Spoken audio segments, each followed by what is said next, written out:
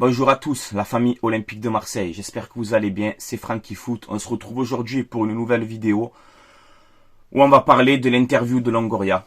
Voilà, qui est passé à RMC. Il a accordé une interview dans le Moscato Show. Donc il y avait Vincent Moscato, Jimeco, Flo Germain. C'est Flo Germain là qui l'a interviewé. Donc on va analyser un peu ce qu'il a dit. Alors il y a des choses où il a reconnu ses torts. Et il y a des choses aussi que je suis entièrement pas d'accord. Voilà, je vais donner mon avis avec objectivité, respect et calme. Voilà.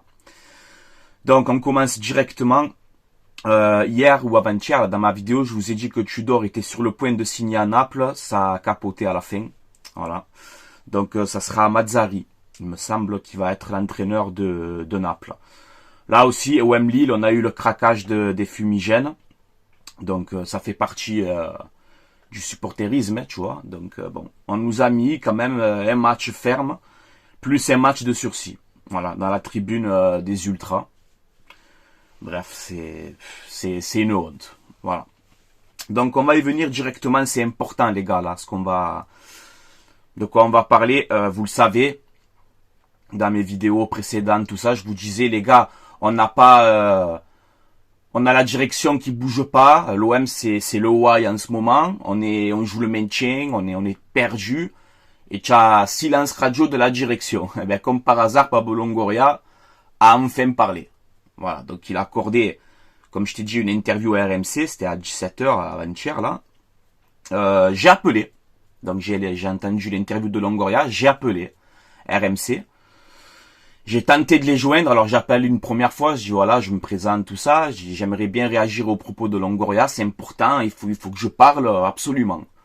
Le standardiste, il me dit ouais, bon ben on te rappelle vers 6h30. Donc j'attends, j'écoute l'émission, j'attends, ça m'appelle pas. Je rappelle une deuxième fois, je dis monsieur s'il vous plaît, il faut vraiment que je réagisse, laissez-moi intervenir, je dois vraiment réagir, tu vois. Le mec il me dit ah oui c'est Franck et tout, ok bon ben je te mets en tête de liste hein. Et je leur transmets. Ils m'ont pas appelé, voilà. Et ils ont fait passer un autre intervenant qui était pro Longoria. Voilà. Donc en gros ils font passer ce qu'ils veulent. Et je trouve ça quand même pas honnête. Voilà. Bon bref. Alors Longoria il nous a dit plusieurs choses, notamment le cas Alexis Sanchez. Alors il te dit que qu'il a fait une prolongation de contrat Alexis Sanchez au mois de mai, une offre qui était supérieure à celle de Aubameyang, 700 000 par mois, plus prime à la signature. Hein. Mais il a dit voilà que Sanchez a temporisé, etc. Donc c'est pour ça que ça ne s'est pas fait pour Alexis Sanchez, on n'a pas pu le garder, mais que Longoria a bien fait une proposition de contrat supérieure à celle de Aubameyang. Voilà, pour le cas Alexis Sanchez. Ensuite, regardez ça. Alors ça, franchement, il va falloir m'expliquer. Je suis pas d'accord, mais du tout. Ok. Il prend un exemple, tu sais, sur Guendouzi et Under. Donc vous savez que Guendouzi et Under avaient signé 4 ans à l'Olympique de Marseille. Ils sont restés 2 ans, tous les deux. Parce que Longoria, c'est du moyen terme. Il est comme ça. C'est du moyen terme. Les joueurs ne restent pas 5-6 ans avec lui. Tu vois. En même temps, c'est dur de garder les joueurs longtemps, mais là, il te prend l'exemple, il te dit... voilà, je prends un exemple pour Guendouzi et Under, donc il y avait un contrat de 4 ans qui sont restés 2 ans. Il te dit, à 2 ans de la fin de leur contrat, il faut les vendre, sinon le joueur perd de la valeur. Ah mais vous êtes sérieux les gars? Il est sérieux quand il dit ça? Donc c'est-à-dire que tu signes un mec 4 ans pour le garder 2 ans, toi. S'il va aller au bout de son contrat, ou alors tu le vends à 1 an de la fin de son contrat, ok, je peux comprendre. Mais de les vendre à 2 ans de la fin de leur contrat, les prolongations, tu connais pas, Pablo, ça n'existe pas, les prolongations de contrat chez toi? On prend juste un exemple de Guendouzi Under, mais c'est pour vous dire, c'est n'importe quoi, ça. Ça, c'est comme le coup de Boubacar Kamara, qu'on a perdu libre en fin de contrat, ça l'a marqué à Longoria. Donc maintenant, il te prend des exemples comme ça, mais c'est totalement bidon, ça. Franchement. Dites-moi si vous êtes d'accord avec ça, mais je suis entièrement pas d'accord, moi. Mais pas du tout. Voilà. Je ne comprends pas cette politique-là, moi. Voilà. Bref, c'est mon avis. Ensuite, il a parlé sur son avenir. Donc il a dit, à partir du moment où j'ai décidé de continuer, ben moi j'ai toujours l'envie, je suis toujours déterminé. Il a dit, ça serait irresponsable, injuste, inconscient et un manque de respect de partir maintenant. Voilà, je m'inscris sur la durée, etc. Donc bon, il dit qu'il veut rester. Voilà, à continuer comme ça. Ensuite, il a parlé sur les changements de coach. Parce que tu sais que sous l'ère Longoria, on garde pas de coach. Le coach, il reste un an, il s'en va.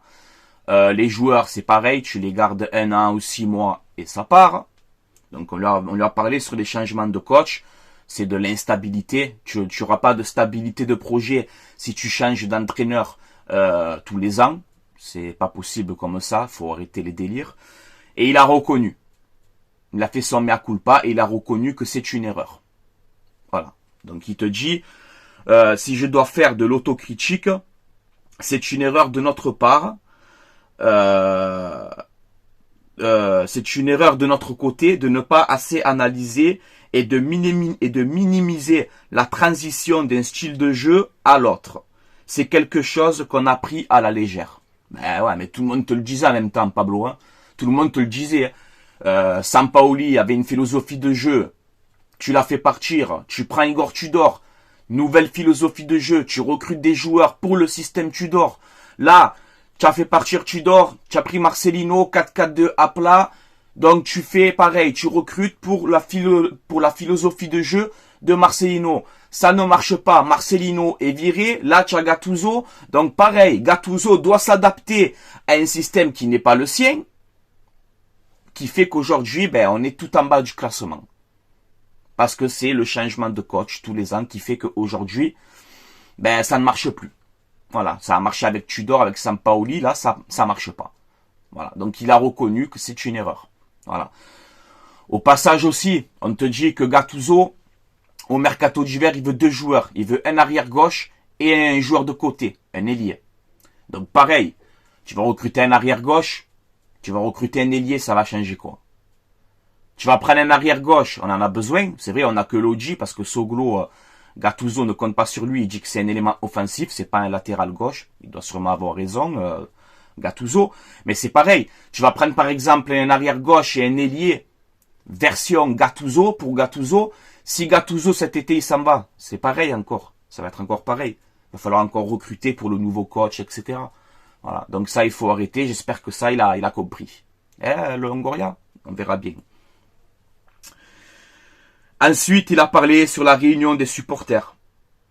Il a dit, tu sais, la fameuse réunion des supporters qu'il y a eu, où des rumeurs ont circulé que les supporters l'auraient menacé de mort, je sais pas quoi. Ben non, il a parlé ça aussi. C'est bien qu'il clarifie ça, qu'il met les choses au point. Il te dit, il y a eu des menaces qui ont dépassé la limite. Oui. Mais il n'y a pas eu de menace de mort. Voilà. C'est Longoria qui confirme. Voilà. Donc après, Longoria, ça c'est pareil. Tu es un club l'OM c'est un club qui a la pression. L'OM c'est un club qui doit avoir des résultats. L'OM c'est un club qui doit gagner des titres. Donc si les supporters dans la réunion, ils t'ont un peu piqué, ils t'ont un peu rentré dedans, c'est normal aussi. Hein. Tu es à l'OM, hein. Tu es président de l'Olympique de Marseille. Hein. Tu n'es pas président de Valence. Hein. L'OM, c'est ça. Hein. C'est comme ça. C'est Marseille. C'est comme ça. Voilà. On veut des résultats, on veut gagner. Donc si les supporters, ils t'ont un peu piqué, ben c'est normal aussi. C'est mon avis. Voilà. Après, je suis contre les menaces, etc. Mais il n'y a pas eu de menace de mort. Voilà. Et c'est Longoria qui le confirme. Hein? Ensuite... De quoi on va parler? Longoria assure, encore une fois, que Franck McCourt veut garder le club. Voilà, il dit, moi je suis... Longoria, il dit, je vais rester, et McCourt aussi, voilà, il va rester.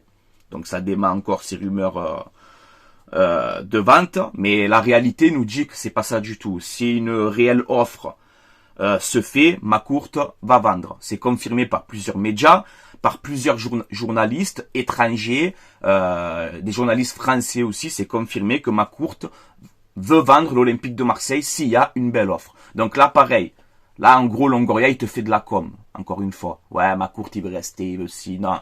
McCourt, c'est un mec qui fait du business. Si tu donnes l'offre qu'il veut, il vendra le club. Voilà. Tout simplement. Ensuite, il nous a parlé aussi, donc, de McCourt, Longoria. Alors, ça, pareil, hein. Ça, c'est le baratin traditionnel. C'est de la com excellente. Oui, il te dit, oui, Frank McCourt veut gagner des titres. Il est là pour gagner, on est ensemble. Bon, voilà, c'est l'amour fou entre les deux, là. Mais voilà, qui te dit que McCourt, il est là pour gagner des titres, etc., qu'il est impliqué, qu'il est investi. Ouais, ça fait 8 ans qu'il est là, on a gagné 0 titre. Donc, voilà, il veut gagner des titres, c'est belles paroles, ça fait longtemps qu'on nous le rabâche. Moi, ce que je constate en tant que supporter, c'est qu'on ne gagne rien du tout. On gagne rien du tout sous l'ère McCourt. Même pas une Coupe de France. On ne gagne rien du tout. Quand le PSG n'est pas champion, c'est Lille qui est champion. Quand le PSG n'est pas champion, c'est Monaco. Donc voilà. Même quand le PSG ils sont pas là, nous on n'est pas là non plus. Avec McCourt, on ne gagne rien du tout. Et comme je t'ai déjà dit, Monsieur Pablo Longoria, avec tout le respect que je te dois, comme je t'ai déjà dit, si nous, à l'Olympique de Marseille, on doit se contenter de podium, ce n'est pas ça l'Olympique de Marseille.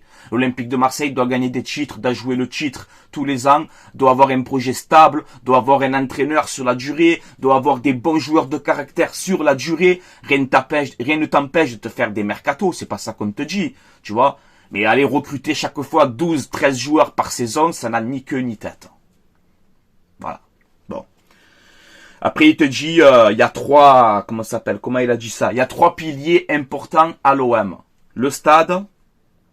Voilà, parce qu'il dit qu'on a un stade, un des plus grands d'Europe, etc. Bon, ben, c'est la réalité. Le business, en gros, les sponsors, etc., comme CMA, CGM, tout ça. Il a dit, voilà, c'est un partenaire qui nous fait confiance. Donc, on doit pas foirer, en gros, hein. Voilà, ben, heureusement, hein, tu vois. Et les droits télé. Voilà. Donc, en gros, pour réussir, c'est par rapport à ton stade et les droits télé et le business. Ouais, mais il n'y a pas que ça. Hein. Voilà. Longoria sous l'ère Pablo Longoria, c'est vrai qu'au niveau du sponsor, de la finance, tout ce que tu veux, oui, on est mieux aujourd'hui. Il n'y a pas de souci. Mais après, nous, on s'en fout des droits télé, du business. Nous, on s'en fout de tout ça. Les supporters, nous, on s'en fout. Oui, bravo, c'est bien ce que tu fais, il n'y a pas de souci. Mais nous, on s'en fout, on veut des résultats. On veut gagner des titres, on veut des résultats. Nous, c'est tout ce qu'on veut. Nous, tout ce qui est business, nous, on s'en fout de ça. Nous, on veut gagner.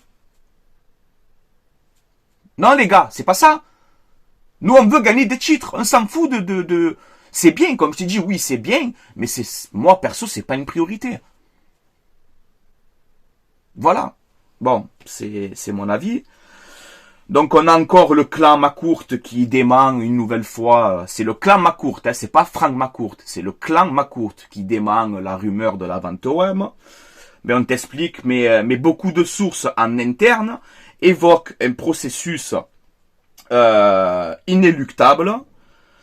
Une mise en retrait est clairement faite de la part de McCourt. Voilà, donc on ne sait pas. Tu vois, McCourt, pareil, il dément, mais en fait, en interne, tout ça, on voit qu'il se détache un peu, que des choses se passent, voilà, on ne sait pas. On ne sait pas si cette vente OM va se faire ou pas, je n'en sais rien du tout. Mais en tout cas, c'est vrai que, ou alors tous les journalistes étrangers, tous les médias étrangers sont des menteurs, parce que vous allez à l'étranger, tout ça parle beaucoup de la vente OM, là aussi, ça commence à parler dans l'équipe, à Canal+, encore, il y a plein de gens qui sont en train de parler, et on te dit encore que McCourt dément. Ben c'est normal. Tant que McCourt n'aura pas l'accord final, il va toujours démentir. Sinon, il va passer pour un con dans le milieu des affaires. Frank McCourt. Moi, je me mets à sa place. Demain, je veux vendre l'Olympique de Marseille. Tant que je n'ai pas tout réglé, tout négocié, je vais pas dire je vends l'OM. Non. Si ça capote avec l'Arabie Saoudite ou je sais pas, je vous prends un exemple. Si McCourt aujourd'hui annonce, oui, je suis en négociation avec l'Arabie Saoudite, on va essayer de vendre l'OM. S'il annonce ça, McCourt, que le deal ne se fait pas, au milieu des affaires, McCourt, il va passer pour un con. Il ne va plus être crédible. Les gens, ils vont dire, regarde, il t'annonce qu'il veut vendre, finalement, ça a capoté, ça le fait pas. Il est bête ou quoi, ce McCourt? Et il va prendre un coup. Il va passer pour un con aux yeux du monde des affaires. C'est pour ça que McCourt ne peut pas dire, oui, je suis en négociation. Non. Il peut pas le dire. Et la vérité, que je le comprends. C'est normal. Tant que ce n'est pas fait, que ce n'est pas bouclé, il va pas te dire je suis en négociation. Non. Les négociations, c'est secret. Personne ne doit le savoir. Sauf qu'aujourd'hui, beaucoup de médias, beaucoup de journalistes, beaucoup de personnes, même apparemment, même au club et tout, ça commence à parler de la vente. Voilà. Donc on ne sait pas. On ne sait pas si ça va se faire ou pas. Là, tu as encore une info. Enfin, une info. C'est pas non plus une info extraordinaire, mais tu as Laurent Paganelli, voilà, qui a parlé, qui travaille aussi à Canal+. Donc après David Berger, le journaliste de Canal+, qui te dit que attention, la vente OM pourrait se faire en janvier, etc. Attention, tu vois. Et là, maintenant, tu as Paganelli. Alors lui, il te dit, il n'a rien dit d'extraordinaire, mais il te dit, un jour ou l'autre, ça va bien exister, cette vente OM, ça va bien se faire un jour ou l'autre. Après tant de rumeurs, c'est sûr que un jour ou l'autre, cette vente va se réaliser. Voilà. Par contre, j'ai bien aimé quand Paganelli te dit, par contre, l'OM... Ah, attends, il te dit aussi, l'OM c'est tentant pour les grandes entreprises, les gros investisseurs. Il te dit, bah, bien sûr que l'OM c'est tentant, faut ouvrir les yeux. Aujourd'hui, tu veux racheter un club de Ligue 1 qui a du potentiel, tu penses directement à l'Olympique de Marseille, sans faire encore une fois le pro OM ou ce que tu veux, hein, mais c'est la vérité.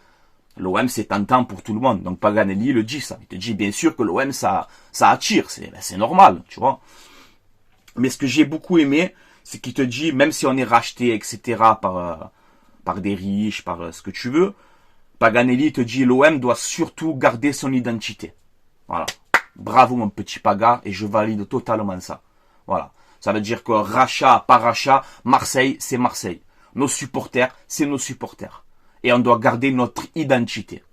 Voilà. Donc ça, je suis entièrement d'accord avec Paganelli. Voilà les gars, je pense qu'on a fait un petit peu le tour. De toute façon, vous allez sur rmc.fr et vous avez l'interview totale de Pablo Longoria. Donc allez-y la regarder. Donnez votre avis en commentaire comme d'habitude. Hein, donnez votre avis, donnez vos sentiments. Voilà, votre ressenti, c'est ce que vous en pensez. Bon voilà, comme je t'ai dit, c'est bien, il a reconnu ses erreurs. Maintenant, on fait quoi alors? Maintenant, on fait quoi? Maintenant, faut avancer. Voilà, maintenant, il faut avancer. On verra si cette vente ou pas va se réaliser. Ça aussi, ça nous rend fou une bonne fois pour toutes. Mais moi, pour terminer, moi, franchement, quand il te dit, voilà, j'ai fait l'erreur sur les coachs, j'ai compris des choses, je vais travailler, ok, il n'y a pas de souci. Voilà, au moins tu le reconnais, c'est bien. Maintenant, il faut avancer, il faut que tu sois plus performant. Mais moi, pour terminer, je suis désolé, je ne crois plus au projet Macourt-Longoria. Pour moi, ce projet, c'est terminé. Moi, je n'y crois plus. Je peux me tromper, je suis qu'un simple supporter de l'OM, ok, je donne mon ressenti et mon avis. Moi, je vous dis que le projet Macourt-Longoria, je n'y crois plus. Et le projet Macourt, plus principalement, je n'y crois plus. Voilà. Moi, pour moi, il faut changer de projet, il faut aller de l'avant. Il faut aller de l'avant parce qu'avec Macourt, pour moi, ça y est, ça fait 8 ans, 7 ans ou 8 ans qu'il est là, Macourt. Là, te dire encore, oui, vous inquiétez pas, Macourt veut gagner des titres. Non, ça, c'est de la com. Pour moi, c'est de la grosse com. Voilà. Je peux me tromper. Mais je donne mon avis. Voilà, les gars. Bon, ben, c'est tout pour moi. Comme d'habitude, n'hésitez pas donc à commenter. N'hésitez pas à vous abonner à la chaîne YouTube. Si vous aimez mon contenu, c'est gratuit. Ça donne énormément de force. Je vous en remercie. Et voilà, donc n'hésitez pas. N'hésitez pas, les gars, à commenter.